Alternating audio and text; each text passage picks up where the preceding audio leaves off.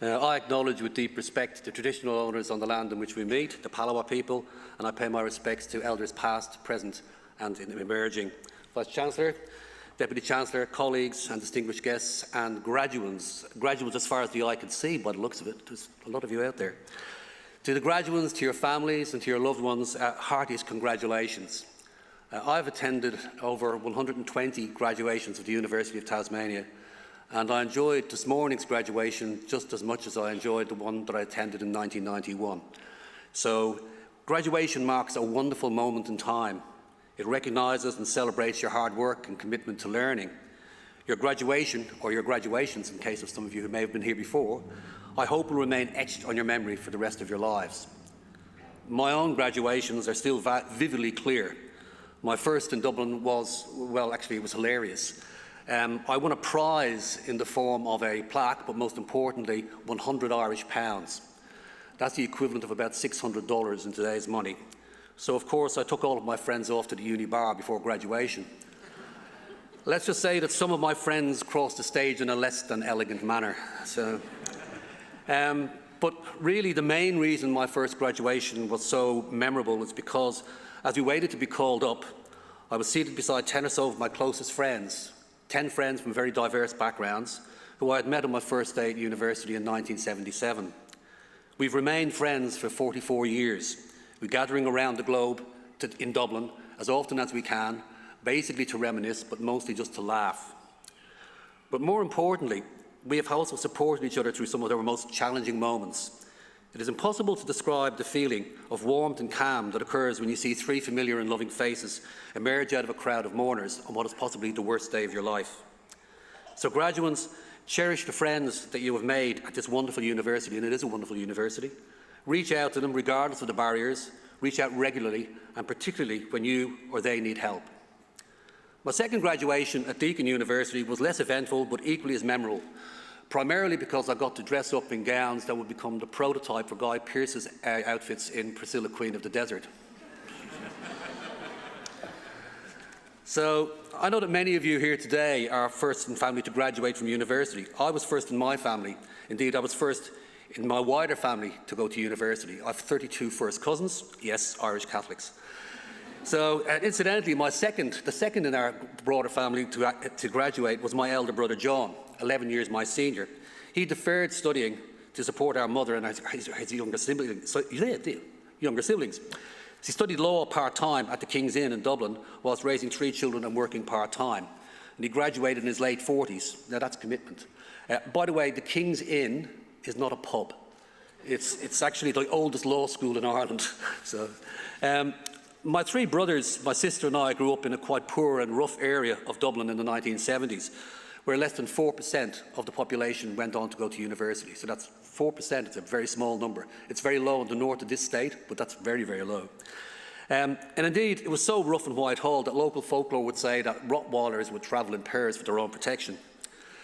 So based on where I lived, I should not have ended up at university, although I did apply. Why did I apply? Because my mammy told me to. My Irish mothers give advice in a particularly compelling way, and so therefore you just did what she told me. My mother left school at the age of 12 to look after a chronically ill mother, and so was passionate that all of her children would at least get to year 12. And by the way, the Irish are now amongst the most highly educated people in the world. Another confounder was that I actually wanted to be a fine artist and not a scientist. I had trained as a ceramicist for 3 years under a master potter. Alas, the National College of Art and Design in Dublin did not recognise what you might call the raw artistic talent that was a young 17-year-old Dom Geraghty.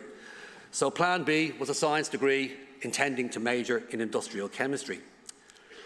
But university was expensive, and although offered a place in the Bachelor of Science, it would have placed quite a strain on my mother and siblings. But the bizarre laws of Ireland came to my rescue. My father died when I was quite young, and because I quote, "the father is the main source of income for any Irish household," I was deemed to be an orphan, even though I still had a mother, under the strange patriarchal laws of Ireland at the time, and so was grateful to be awarded a government scholarship, which covered tuition fees and a healthy living stipend of 500 Irish pounds a year. The barriers that I experienced on my journey to university in Ireland in the 1970s still exist in Tasmania, and particularly regional Tasmania today. Indeed, many of you graduating today experienced them. The perception that the university was or is not for you, the tyranny of distance, and the ever-increasing cost of higher education and the cost of living. Now the plug for the University of Tasmania. That is why our Burnie and Launceston campuses are critical to the region's futures. Hence, they must be fit for purpose, accessible to all, both physically and financially, and offer courses that will build the local workforce.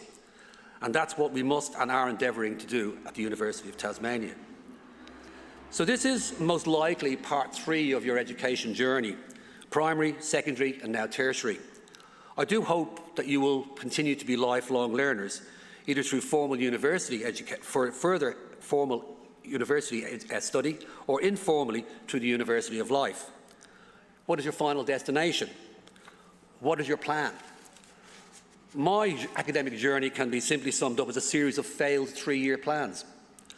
My intention was to complete a 3-year university degree. I'm still at university 40 years later. I came to Australia to complete a PhD in 3 years, and I'm still in Australia. And then I came to Tasmania for 3 years, and I'm still here 30 years later. I am so happy that all of my 3-year plans have been monumental but wonderful failures.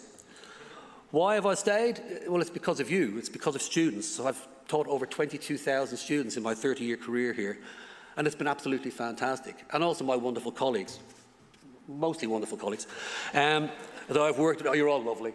That I've worked with over the years. And so, basically, life doesn't always work out to plan, but that does not mean that it ends up being much, much better in the end.